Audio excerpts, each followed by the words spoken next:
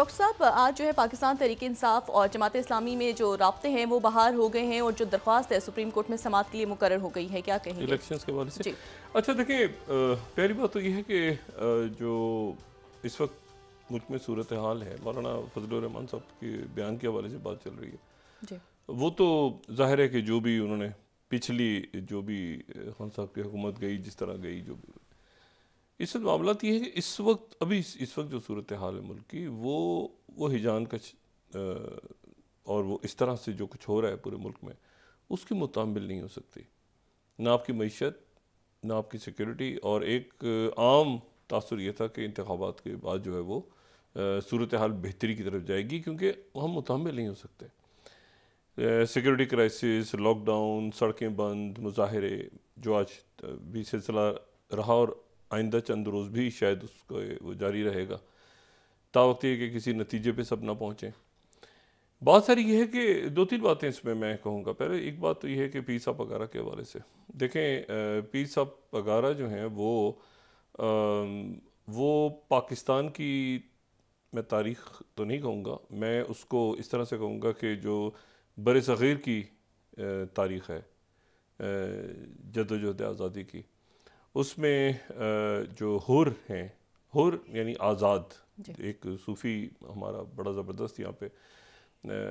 हमारे भाई हैं, तो वो जो हैं वो उनका एक बहुत बहुत बड़ा किरदार है। और ये इनकी ज़बरदस्त किस्म की जंग हुई थी। बहुत से लोग तो ऐसे थे ना जो कि अंग्रेज़ों के साथ मुख्तलिफ मफ़ाहमत हो गई, मामला तय हो गए, लेकिन जो हुर हैं वो अंग्रेज़ों से लड़े थे प्रॉपर। और इतनी शदीद जंग हुई थी कि सिंध के कई इलाकों में मार्शल लॉ लगाना पड़ा था अंग्रेज़ को, और बॉम्बिंग हुई थी, बाकायदा बमबारी करनी पड़ी थी। और ये फिर उसके बाद, यानी ये मैं बात कर रहा हूँ 1940, 42, 43, ये जो दौर है। और ये जो मौजूदा पीर साहब वगैरह हैं, पीर सुबतुल्लाह शाह राशिदी, इनके दादा को फिर उनका नाम भी पीर सुबतुल्लाह शाह राशिदी था। मैं अगर कहीं सालों के नाम में ऊपर नीचे कर जाऊं तो मैं उसके लिए बहुत माजरत चाहता हूँ। लेकिन यह है कि उनको फिर अंग्रेज़ ने जो है वो सज़ाए मौत सुनाई थी। इनके वालिद जिनका 2012 में इंतकाल हुआ, जो बहुत ही ज़बरदस्त शख्सियत थे, पीर साहब वगैरह जो हमने देखा बहुत बरस तक। अच्छा, इनका नाम अपने दादा के नाम पे जिनको सज़ा सुनाई गई थी, लेकिन इनके जो वालिद बरस तक जो बड़े फ़ाल रहे, और मतलब जब उनके वालिद को बयान होता है कि जब सज़ाए मौत दे दी गई तो वो फिर अपने भाई के साथ उनको ज़बरदस्ती वहाँ बरतानिया भेज दिया गया। फिर पाकिस्तान जब बना तो वो फिर अपने भाई के हमरा लियाकत अली ख़ान साहब की दरख्वास्त पे वापस आए पाकिस्तान। वो आना था उनको, और फिर उसके बाद बहुत तारीख़ है उनकी, मतलब फ़ातिमा जिना, मोहतरमा फ़ातिमा जिना, जुल्फ़िकार अली भुट्टो साहब, अयूब ख़ान साहब, मतलब बहुत एक उनका लंबा दौर है। और उसके बाद फिर जनरल ज़ियाउल हक़ के दौर में जनीजो साहब कहा जाता है कि उनकी तरफ से थे, फिर ज़ियाउल हक़ साहब से उनके ख़िलाफ़ात हो गए थे। लेकिन ये कि कुछ ऐसी शख्सियात होती हैं जिनकी सियासत पर जो है ना, वो सियासत और उनका जो इज़्ज़त का दर्जा है वो रियासती सतह पे सियासत से हट के, वो दोनों बातें कुछ शख्सियात हैं जिनमें पाई जाती हैं, और इंतहाई मुहिब वतन। यानी मैंने आपसे कहा ना कि पाकिस्तान के आप समझ लें कि यानी मतलब है कि बहुत पाकिस्तान से मोहब्बत करने वाले और लड़ने वाले पाकिस्तान के लिए। और मैंने बहुत अरसे के बाद, शायद मतलब अमूमन ऐसा होता है कि पीर साहब वगैरह जो हैं, इनके वालिद मोहतरम से भी मुलाकात रही बहुत ज़्यादा, और इनको ये जलसे और धरने और इस किस्म की सियासत में आज भी आपने देखा होगा कि उन्होंने कहा कि मैं तो इस तरह के नहीं आता। मतलब यह कि ज़ाहिर है कि हुर जो जमात है उसके सरबराह भी हैं, लेकिन इनके चाहने वाले जो हैं इनसे मिलते हैं, इनका तरीक़ाकार है, लेकिन ये इस तरह से जलसों में आते नहीं हैं। ये बहुत अरसे के बाद ऐसा हुआ है कि 2 दिन तक इन्होंने एहतजाज किया है, और फिर आज जब इन्होंने खिताब किया तो उसमें यही कहा उन्होंने कि मैं सियासी बात ज़्यादा करना नहीं चाहता, लेकिन ये है कि मुल्क जो है वो बड़ी अच्छा, मैं पीर साहब पगारा की जो गुफ्तगू है ना, एक होता है कि प्रेस कॉन्फ्रेंस GDA और फंक्शनल लीग और ये सारा, जब ये मुस्लिम लीग सारी हो रही थी ना, तो इन ये वाली मुस्लिम लीग थी ना, पीर साहब पगारा वाली मुस्लिम लीग, इसको फातिमा जिन्ना साहिबा ने,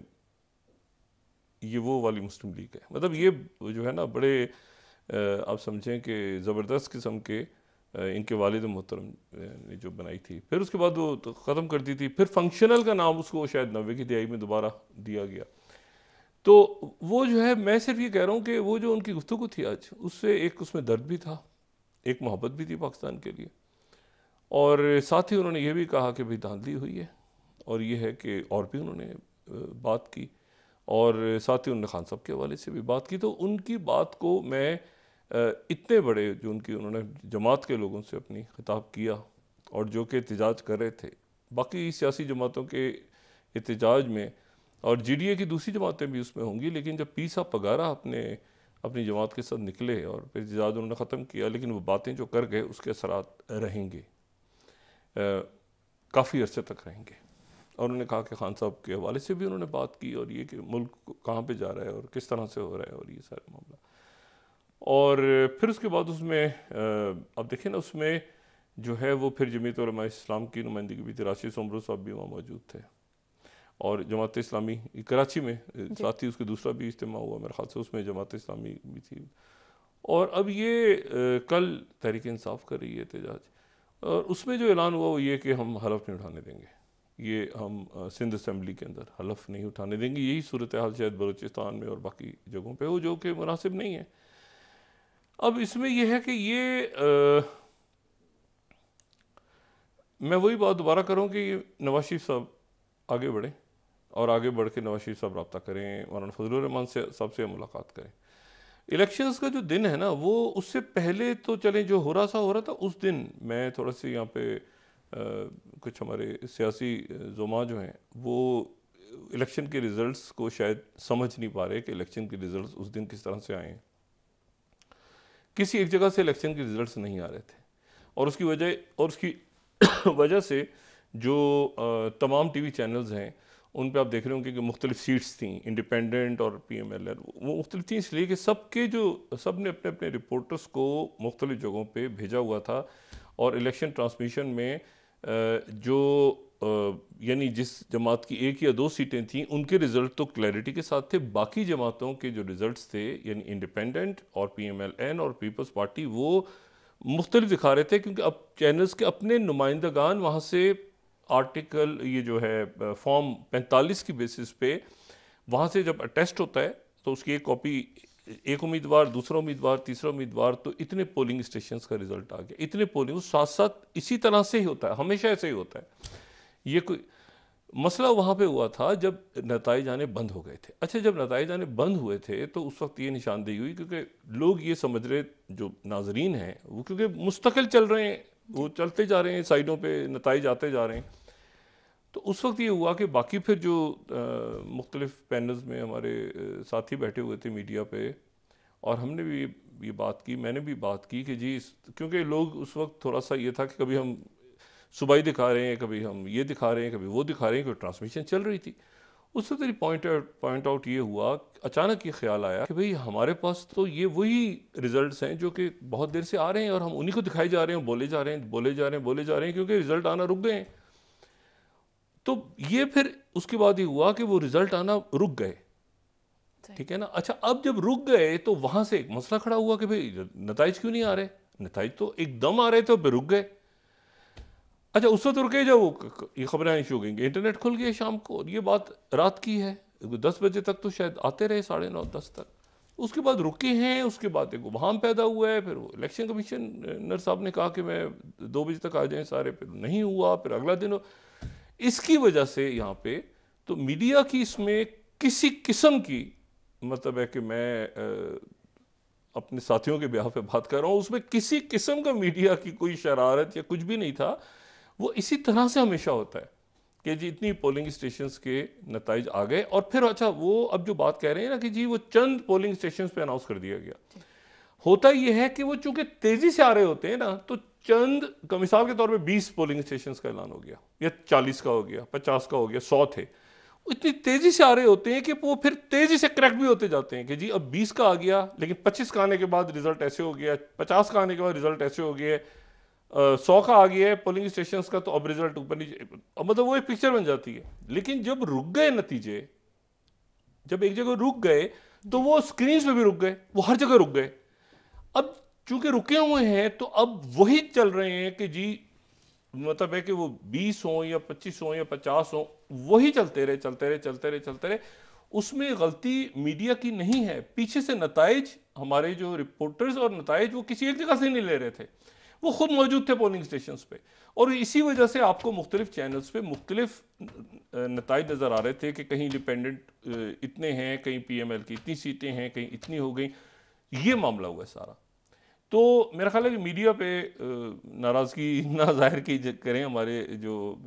सियासी अकाबरीन हैं, बाकी मामलात को देखें तो वो ज़्यादा मुनासिब है। और इसमें अब आने वाले दिनों में क्या होता है, पीर साहब पकारा तो बहुत उन्होंने एक्सट्रीम पे बात कर दी कि इमरजेंसी या माशाल्लाह इस तरह की बात हो, कभी पीर साहब पकारा से मैंने ऐसी गुफ्तगू इस किस्म की बात उन्होंने कभी भी नहीं की,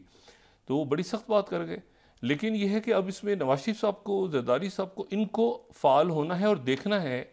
कि ये हुकूमत साजी कैसे करनी आगे, उसका नक्शा क्या होगा, सूरत गरी क्या होगी उसकी, और उसमें इस हिजान को वो ख़त्म करें और देखें कि क्योंकि बढ़ता जा रहा है मसला। और कल जमीयत उलमा इस्लाम का भी एहतजाज है, कल तहरीक इंसाफ का भी एहतजाज है, कल उम्र भी वो होता है नहीं होता, तो वो एक बहुत ही अजब सी सूरत हाल मुल्क में बनी हुई है। तो हमारे काबरीन फ़ौरन बैठ के इसको, और फिर अदालत में भी चला गया मामला फॉर्म 45 और 47 के हवाले से। तो ये इंपॉर्टेंट बातें हैं कि सिक्योरिटी के इश्यूज बहुत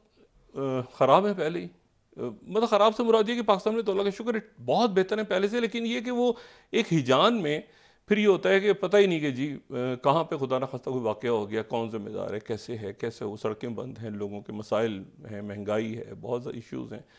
तो मेरा ख्याल है कि इसको ये देखा जाए कि ये इलेक्शन कमीशन थोड़ा सा वजाहत करे कि क्या हो गया था भाई उस दिन रात को,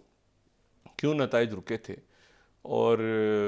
मतलब रात को कम से कम 2-3-4 बजे तक भी आ जाते हैं लोग, सुबह तक बैठे रहे हैं मीडिया में सब, सुबह तक, बल्कि अगले दिन भी बात होती रही, तो उस वक्त तक नताइज नहीं आ रहे थे। तो इसको देखना पड़ेगा मामलात को कि इसको